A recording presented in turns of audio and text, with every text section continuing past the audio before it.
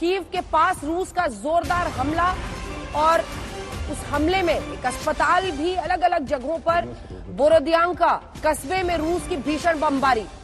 गौरव बता रहे थे लोग गांवों की तरफ भाग रहे हैं।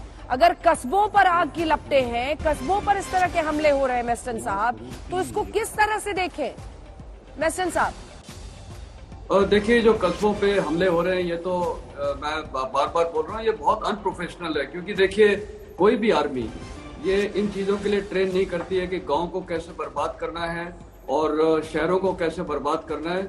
वो ट्रेन करती है पहली बात तो स्ट्रेटेजिक टारगेट्स को कैसे बर्बाद करना है। गांव और शहर, रिहायशी इलाके स्ट्रेटेजिक टारगेट्स नहीं होती हैं।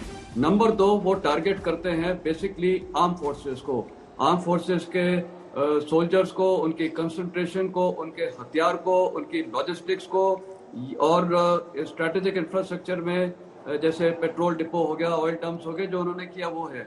लेकिन जो रिहायशी इलाकों में वो कर रहे हैं, वो इसलिए कर रहे हैं क्योंकि मैंने पहले भी बोला है, उनको किसी की चिंता नहीं है।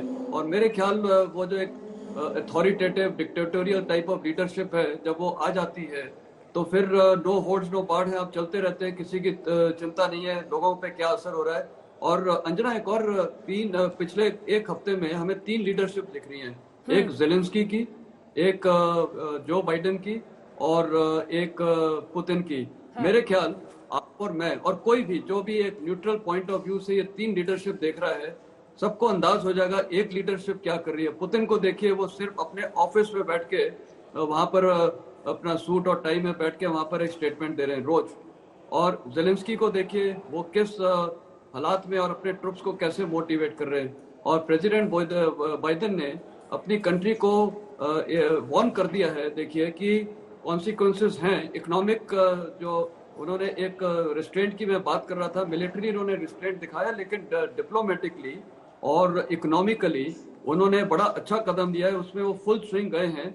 और मेरे ख्याल ये जो इकोनॉमिक इन्होंने सैंक्शंस लगाए हैं, तो इसका थोड़ा फॉलो आउट पूरे विश्व में भी होगा और अमेरिका में भी होगा। तो उन्होंने अपनी जनता को प्रिपेयर किया, और उन्होंने लास्ट स्टेटमेंट जो बोला है कि अमेरिकन पीपल आर स्ट्रांग, तो वो एक मेंटल प्रिपरेशन है कि ये चीजें हमको ब्रेव करनी पड़ेगी in the interest of freedom, democracy versus autocratic dictatorial type of leadership. तो ये बहुत बड़ा स्टेटमेंट है। तो 3 लीडरशिप के स्टाइल्स दिख रहे हैं। और आप बार बार ये सवाल सबसे ही कर रही है कि पुतिन के माइंड में क्या हो रहा होगा। पुतिन के माइंड में कुछ नहीं हो रहा है। वो तो जब जिनको किसी की सोच ही नहीं है, वो सोचते हैं कि वो कुछ भी कर सकते हैं, दुनिया की कोई ताकत नहीं रोक सकती है, तो वो ये कर रहे हैं। अभी ये जितनी आप तस्वीरें देख रहे हैं, मतलब कोई भी प्रोफेशनल सोल्जर, कोई भी, आपके साथ कल जनरल मलिक भी थे, वो इंडियन आर्मी के चीफ रह चुके हैं। सेकंड ये क्या नाम है, कारगिल युद्ध हुआ है, 71 वॉर में हमारे फील्ड मार्शल मानेक शाह हमारे चीफ थे। क्या आपने ऐसी कभी तस्वीरें देखी? हमने जाके ढाका को कैप्चर किया। ढाका को मतलब फिजिकली सब वहां पर रिहायशी इलाकों को नहीं बर्बाद किया, हमने जाके उनकी आर्मी को सरेंडर कराया। पर ये सब नहीं किया है। ये तो सेकेंड वर्ल्ड वॉर से भी भयानक चित्र दिख रहे हैं। मतलब अगर आप आज सेकेंड वर्ल्ड वॉर के आर्काइव्स में जाइए, उससे भी ये भयानक दृश्य हो रहे हैं।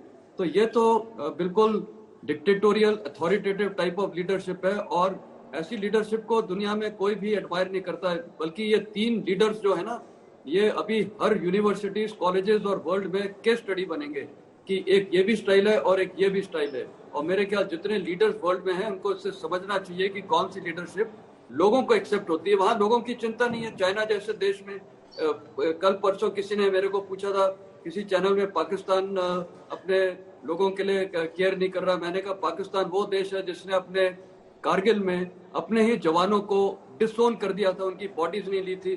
तो चाइना जैसा देश है, अभी रशिया भी उसमें आ गया है, और रशिया की कैजुअलिटीज हो रही है दबा के, इनके भी कर्नल्स वगैरह अभी कुछ मरे हाथ सवेरे, उनको कोई चिंता नहीं है। और वेस्ट में और इंडिया में देखिए, मैं इसीलिए बार बार तारीफ करता हूँ, हम अपराक्रम में लड़ाई के लिए बिल्कुल तैयार थे जब पार्लियामेंट पे अटैक हो चुका था। पूरी इंडियन आर्मी मोबिलाइज हुई थी। और मैं आज आपको बता रहा हूँ, हम रेगिस्तान के इलाके में थी, मैं कमांडिंग ऑफिसर था अपनी बटालियन 13 का। वहां पर अगर हम चाहते तो दुश्मन के ठिकानों में आराम से बैठ सकते थे, लेकिन वाजपेयी जी ने इतना रेस्ट्रेंट दिखाया, उन्होंने डिप्लोमेसी की। मेरे को याद है उस समय विश्व के सब लीडर से उनकी बात हो रही थी, रेस्ट्रेंट दिखा के, और आज बिल्कुल। हमारा देश जहाँ पहुंच गया वो पूरी दुनिया जानती है। बिल्कुल। तो एक रिस्पेक्ट, ये एक स्टेट्समैन का काम है। ये स्टेट्समैन का काम नहीं है कि बस छोटी छोटी चीज में लड़ाई, और बिल्कुल। लड़ाई का कोई मकसद होता है। विदाउट प्रोवोकेशन लड़ाई कोई, इनके सोल्जर्स भी नहीं एक्सेप्ट कर रहे होंगे, इसीलिए तो इनकी सोल्जर्स की जी सर। कैजुअलिटी बहुत हाई हो रही है।